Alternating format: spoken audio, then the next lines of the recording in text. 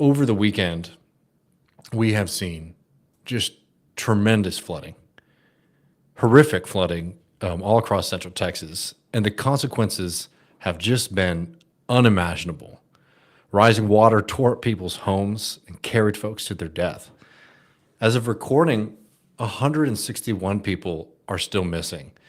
Over 100 people confirmed dead, 94 of them in Kerr County, Texas, where some of the worst of this flooding occurred. This is an extreme tragedy. And just to kind of paint this picture, we're not going to play any horror stories or anything like that. I just want people to understand the amount of water and how extreme the storm was. I'll play this real fast for y'all. And as you can see there, what looks like a river as large as the Mississippi, this is something that has swelled up in just a few days. You can see the trees there completely submerged. People were whisked away from their homes in the middle of the night. Most people did not even get the alerts. We'll get into that in a second, that there was flash flooding like this occurring. And as many people have seen in the coverage and know, this is an area where a lot of people frequent in the summer, particularly young folks and children who attend summer camp there. And, one of the camps directly affected is Camp Mystic, an all-girls camp, where unfortunately there have been significant deaths and casualties. It has been something that's been truly heartbreaking, I think, for everybody all across the globe. I've really appreciated people reaching out to me, but certainly for us here in Texas, because in a moment like this, you really want to know how this happened. Was it avoidable? And who's responsible for these deaths here? Now, I'm going to go through a couple things that I think are important for all of us to note about, just the kind of geography in the area here. This is a region, right, where flash flooding occurs. And it's one of those things that I guess I didn't realize how unique this area was compared to other folks. The rains here, obviously, it's Texas, it's hot. We don't get as much rain as we need, but we do suffer from extreme flash floods. Extreme. And I don't think that people outside of the state, outside of the region, understand how extreme and how quickly these things occur. I know when folks come to Austin and they experience one of these extreme rainstorms, they're kind of flabbergasted. They've never seen rain fall in the way that it does here. And that's Austin, right? Where a lot of this flash flooding occurred, it's even worse, right? So the point here is that this is a region that suffers from this regularly, right? It's one of those things like the rain, you can't control that. But we do know that this is something that we are going to have to go through time and time again, which is why some of the response here and some of the systems here are so tragically underfunded and undersupported.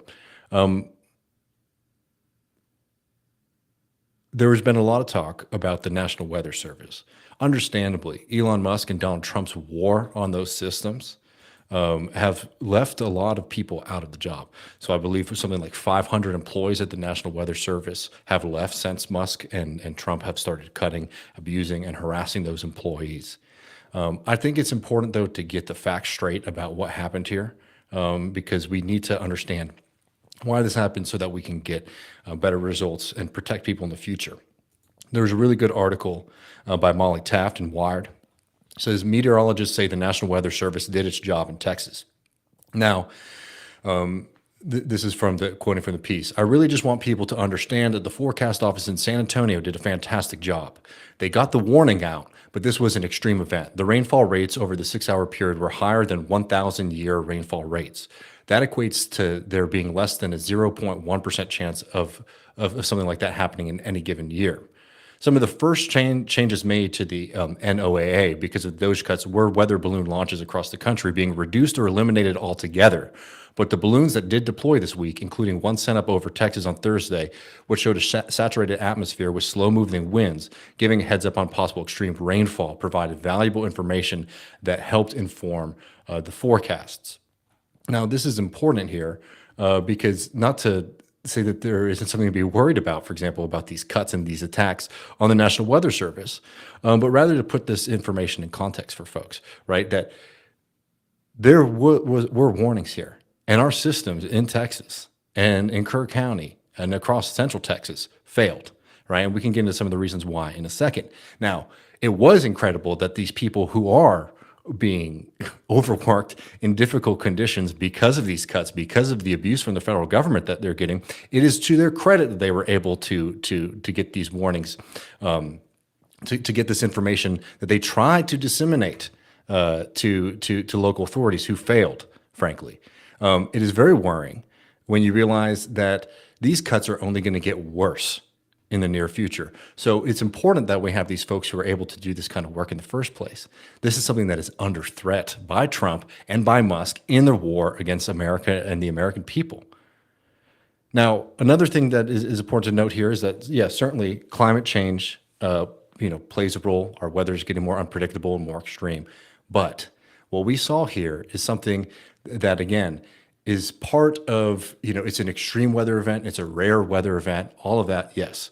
But this is in an area called Flash Flood Alley, right? This is an area that is known historically, all the way back to the 1800s, that this is an area that suffers from extreme flash floods, which means that this is an area that should have the infrastructure investment and protocols in place to make sure that a tragedy doesn't happen like this, right? Because the fact of the matter is that because of suicidal ideology of austerity that dominates in the state and its politics, there was a refusal to set up the systems that would be necessary to protect these young children and all these folks who suffered. Now let's get to the first failure here. The first failure that we saw in Texas was the failure of getting this information out to folks. Now again, if you live here, you're almost oversaturated with emergency alerts. In fact, every time a police officer, sees somebody that they don't like, we get these kind of statewide alerts sent out. So most people turn them off of their phone. They don't pay much attention to them. That's already a problem in and of itself. The fact of the matter here is that a lot of folks didn't even get these emergency alerts. This is from Texas Public Radio. Kerr County residents say emergency alert messages sporadic, inconsistent in wake of floods. In his first press conference after the deadly floods last week, Kerr County Judge Rob Kelly said unequivocally that the area did not have an emergency alert system. Quote, "We have no warning system," he said on the morning of July 4th, just hours after the Guadalupe River topped its banks. When pushed about why evacuations did not occur earlier, Kelly doubled down. "We didn't know this was coming. Rest assured, no one knew this kind of flood was coming." When asked Tuesday at what time warnings were issued, Kerr County Sheriff Larry Lethia said he was focused on search and rescue. "It's not that easy," quote, he says, "and you just push a button, okay? There's a lot more to that, and we've told you several times. Did it happen? I can't tell you at this time."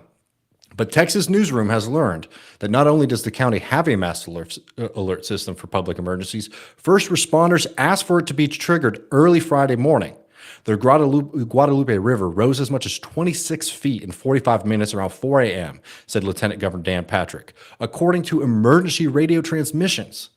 The Texas Newsroom reviewed volunteer firefighters asked for what's called a code red alert to be sent as early as 4:22 a.m. Dispatchers delayed, saying they needed special authorizations. Now, some of these people got those messages immediately.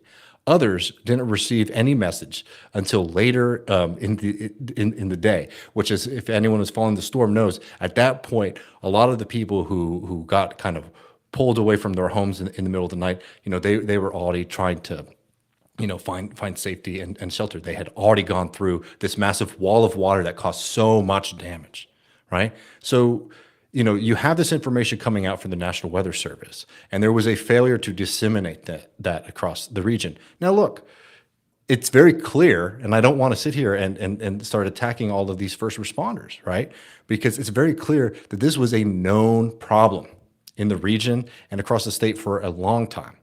That there needed to be more investment into the emergency protocols of the state. In fact, there's a great story that people can read in the Houston Chronicle by Nina Stija and Kerry Blankenger called "Kerr County Asked Texas to Help Pay for a Flood Warning System for 8 Years. Can it happen now?" I highly suggest people go through this and read it because it goes through a story of people saying, we need support from the state in order to be able to build out the system that is necessary to make sure that people do not get caught up in a flash flood, that people have the ability to be alerted so that we can prevent unnecessary deaths, right? And these things were cut because of budget reasons. And we'll get into the state government in a second. But I really want people to note this, that it is absolutely absurd that in a region that is known as Flash Flood Alley, that these systems were not put up in place initially, right? So I say all this to try to orient us, right, to what the actual problems are, right? Because a lot of the conversations that have been going on around it about, Musk and Doge, and other things are very important for us to keep on highlighting and talking about. But it kind of lets this fundamental problem that we're facing in Kerr County and all across the United States, which is the underfunding, right, and the lack of care and oversight over our kind of antiquated systems, be they infrastructure, be they emergency alert systems, right? Be they funding for first responders, right? These are things that need serious help and care and oversight. And all across this country, you are seeing a failure of the state to be able to be responsible for these systems that they are responsible for, right?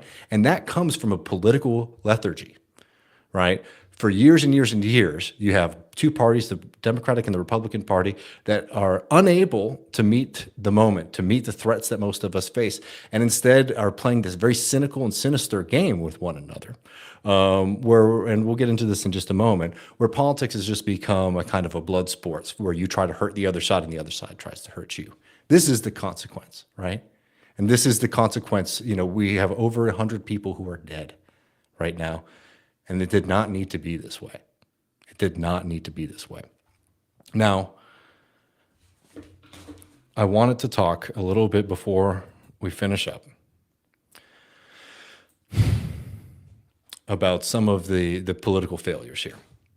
Because as I noted before, Kerr County, could their politics be better? I'm not an expert, right? I have a feeling that, like most things, we need to have state support, and by that I mean like the state of Texas, something that we haven't had on these kind of issues. Some real leadership from people who are governing a state of 30 million plus people, right? One of the largest economies in the world.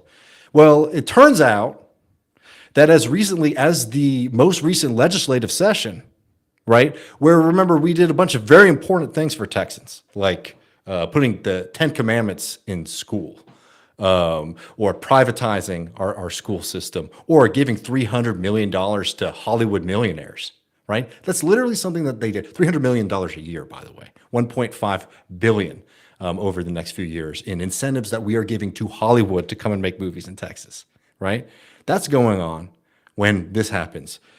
Texas lawmakers failed to pass a bill to improve local disaster warning systems this year. A GOP state lawmaker who represents Kerr County says he likely would vote differently now on House Bill 13. Well, I hope so, friend. For the last 3 days, Rep. Verdell has been out with first responders in Kerr County as they search for victims from the devastating flood that swept through central Texas early Friday morning. Quote, I can tell you in hindsight, watching what it takes to deal with a disaster like this, my vote would probably be different now, said Verdell, a freshman GOP lawmaker from Brady. The measure, House Bill 13, would have created a new government council to establish the emergency response plan and administer the grant program, both of which would have been aimed at facilitating better communication between first responders.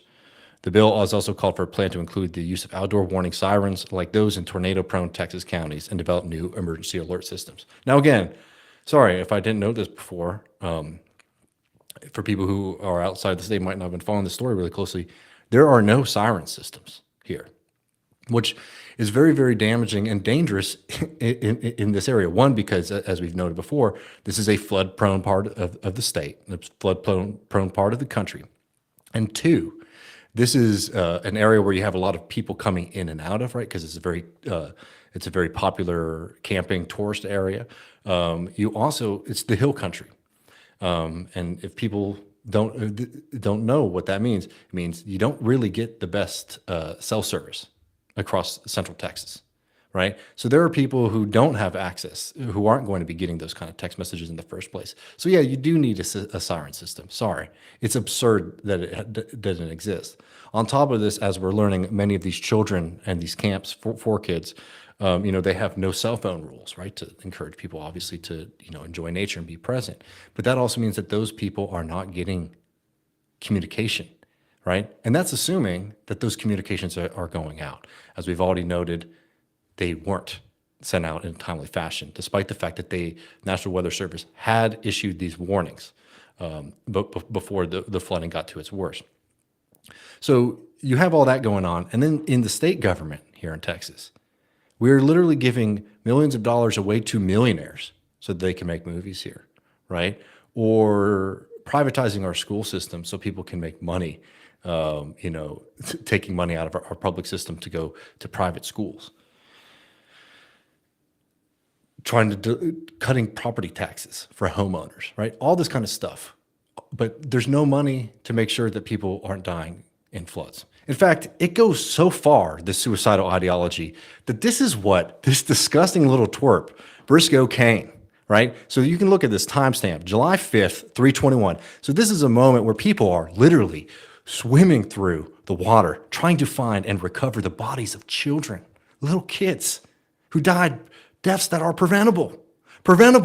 And this is the kind of person who is representing us in the state legislature saying, quote, we must not allow this great tragedy to be used to grow government.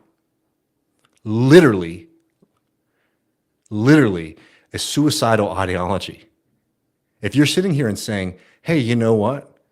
I want to make sure I'm willing to let children die, preventable deaths, right? All this kind of devastation and destruction because I'm worried about spending some of the vast wealth that is generated in this state. That is a suicidal death ideology. It is absolutely disgusting. That is a representative. That is a representative right there who could not care less, about the deaths of children. I mean, truly something else. They do make them special.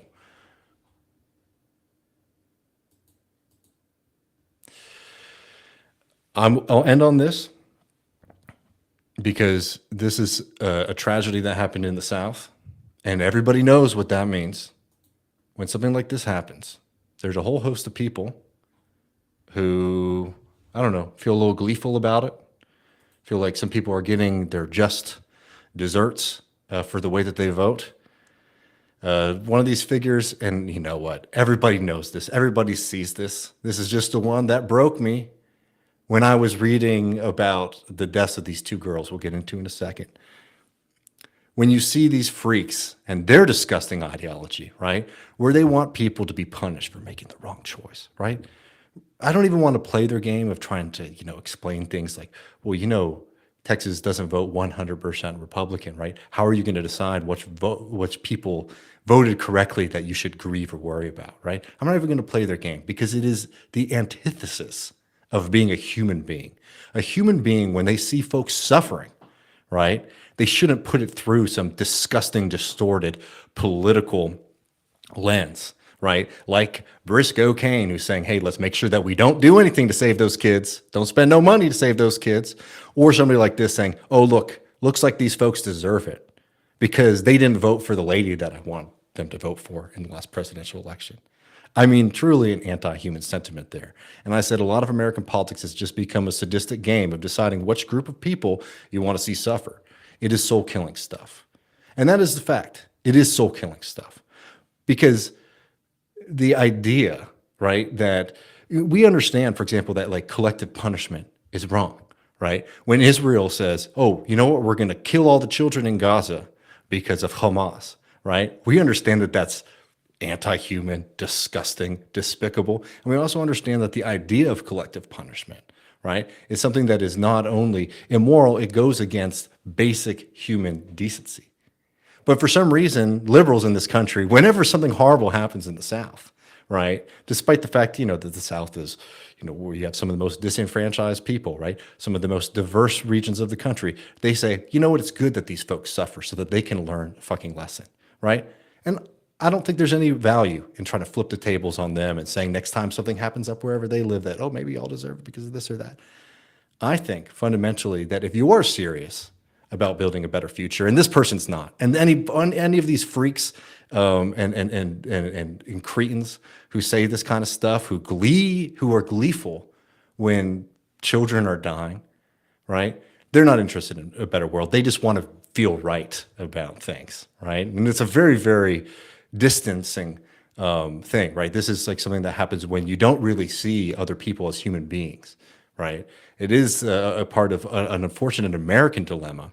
I think that most people have kind of like disassociated from reality, and that's the only way that I can, try to understand something like this. You have to be completely dissociated from reality to say, well, yeah, you know what, serves these children right, for them to be suffering. I mean, there was two girls. They were found with their arms clasped together, right, dead. Yeah, they deserve it, apparently, according to these freaks. Would it matter to them if they found out that these two little girls were from Dallas, right? Well, Dallas actually voted for Kamala Harris. Oh, she won Dallas County. So we can worry about these children now. Glory be to God.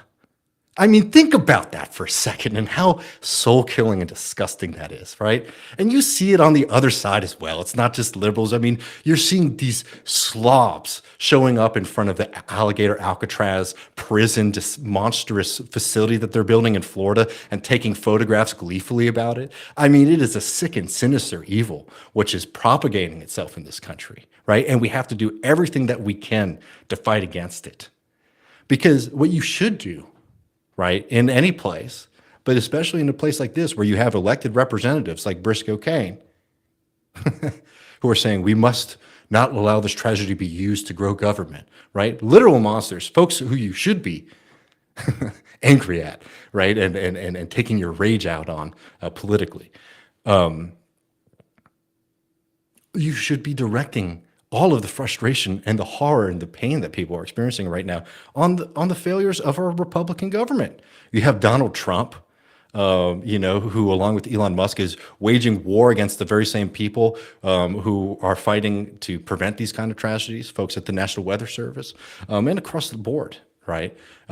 These cuts to social programs, right? These cuts to doctors, to healthcare workers, all this stuff that's going on from the leadership of the Republican Party is deeply anti-human. You can draw a great connection there. You can draw a connection to somebody like Greg Abbott. I mean, hell, Greg Abbott is great if you are a government official who doesn't want to be held accountable for nothing. Because the one thing that they don't do in Texas is hold people accountable for bullshit.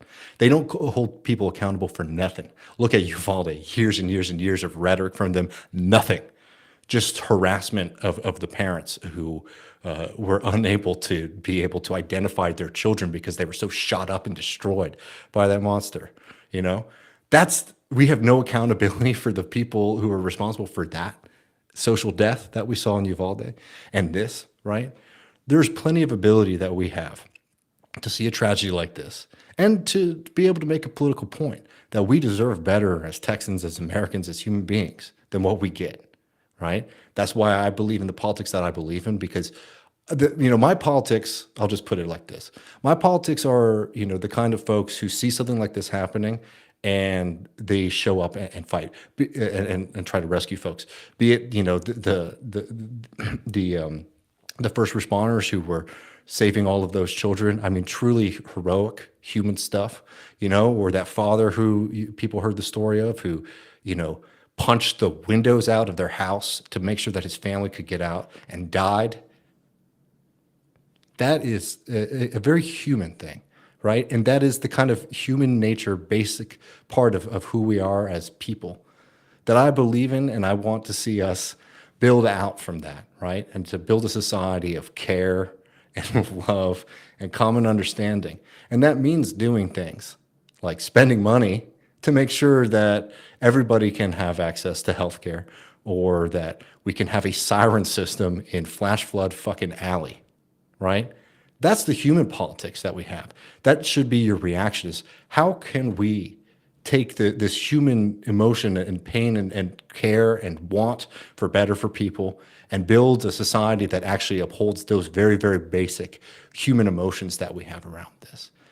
And all of this negativity and evil and inhumanity that you get from people who are saying things like, oh, these folks deserved it. Or somebody like Briscoe Kane who's saying, we must not let this tragedy touch our hearts, right? All that kind of evil stuff we just push away with the truth and the righteousness and the humanity of our kind of politics. And that will be my last plug on this. Because time and time again, you see these horrific things going on.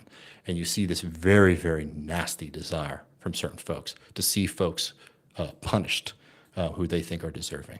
It's an anti-human, soul-killing energy, and it needs to be confronted and destroyed wherever it exists.